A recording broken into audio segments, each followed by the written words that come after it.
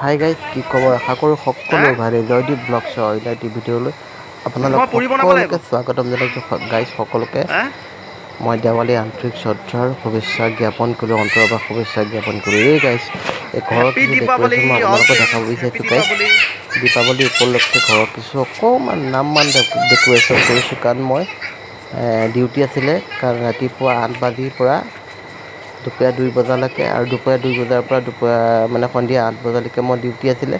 এই ডিউটিৰ মাজতো অকণমান আপোনালোকক দেখাবলৈ সক্ষম দেখাইছোঁ আৰু দেই, থুলমূলকৈ গাইজ। এয়া চাওক, অকণমান ডেক'ৰেশ্যন দেখাইছোঁ দীপাৱলী উপলক্ষে, কাৰণ আপোনালোকে মেইন হয় ন, কাৰণ আপোনালোকে নহ'লে মইতো আগবাঢ়ি যাব নোৱাৰোঁ ন গাইজ। গতিকে আপোনালোকে নিজৰ বুলি আঁকোৱালি ল'ব দেই। ইয়াত অকণমান ডেক'ৰেশ্যন দেখাইছোঁ মই আপোনালোকক। ফাইনেলি দীপাৱলী উপলক্ষে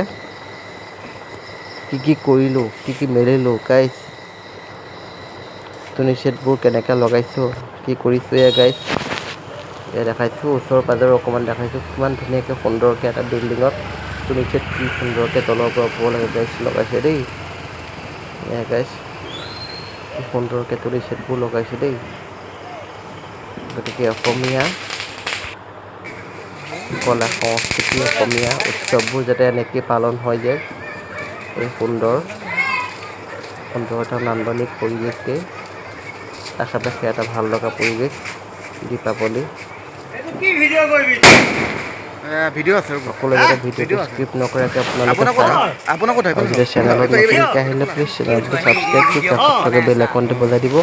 আমাৰ দাদা হয়, দাদা কৰিছে মই চব ভিডিঅ' এটা বনাইছোঁ, জাষ্ট এয়া চাওক, ওপৰৰ পৰা তললৈকে মই আপোনালোকক ডেক'ৰেশ্যন দেখাইছোঁ, কি সুন্দৰ ডেক'ৰেশ্যন। চবটো নিশ্চয় কি সুন্দৰকৈ লাইটবোৰ সজাইছে।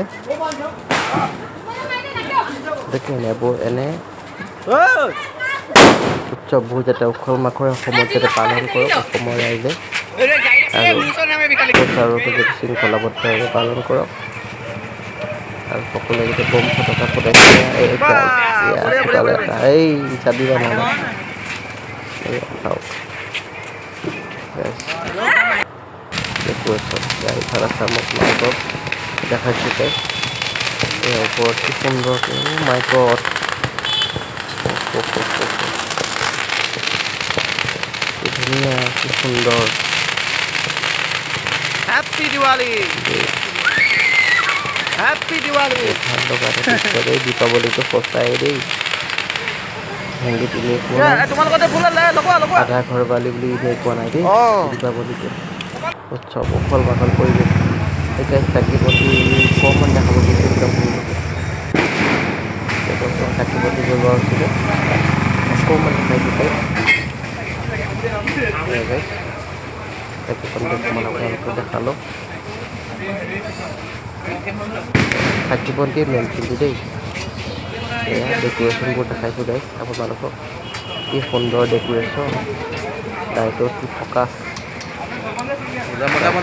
এটা পৰিৱেশ, সুন্দৰ এটা দীপাৱলী, সুন্দৰ এটা পৰিৱেশ, কালী পূজা সুন্দৰ এটা হোটেল, দোকান, সকলোবোৰতে এটা নান্দনিক এটা পৰিৱেশ দেই। দীপাৱলী উপলক্ষে সকলোৱে পালন কৰিছে সুন্দৰ, ভাল লাগিছে। সকলোৱে কলা গছ পুতিছে, সকলোৱে চাকি বন্তি জ্বলাইছে। এয়া দেখাইছোঁ আপোনালোকক ফাইনেলি অসমৰ উৎসৱ, অসমীয়া কলা সংস্কৃতি এনেকৈ যাতে আগবাঢ়ি থাকক, যাতে কোনো ফালৰ পৰা যাতে পিছ পৰিব নালাগে। এই গাইজ ফাইনেলি আপোনালোকক দেখাব বিচাৰিছোঁ। এই গাইজ সৰু বম ফটকা ফুটাই আছে।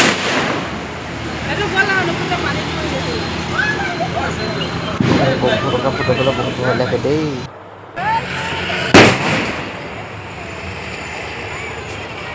সুন্দৰ এটা ডেক'ৰেশ্যন, সুন্দৰ এটা পৰিৱেশ, সকলোৰে ঘৰে ঘৰে ফটকাৰ শব্দ, বমৰ শব্দ, পোহৰৰ শব্দ। পোহৰ এটা উৎসৱ দেই, পোহৰৰ উৎসৱ। অসমীয়া জাতি, অসমীয়া কলা সংস্কৃতি, হিন্দু জাতি, হিন্দু কলা সংস্কৃতি এনেকৈ পালন কৰা। মাই গড, কি সুন্দৰ, কি সুন্দৰ। চাওক কি সুন্দৰকৈ পালন কৰিছে চাওক। মাই গড, বঢ়িয়া দেই, বঢ়িয়া। বঢ়িয়া বঢ়িয়া বঢ়িয়া বঢ়িয়া বহুত ভাল লগা দৃশ্য দেই এয়া চাকি বন্তি দেখাইছোঁ আপোনালোকক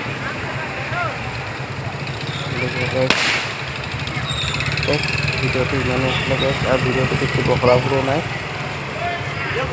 যদি ভিডিঅ'টো ভাল লাগিছে যিমান পাই সিমান গাইছ শ্বেয়াৰ কৰিব ঠিক আছে অ'কে গাইছ বাই বাই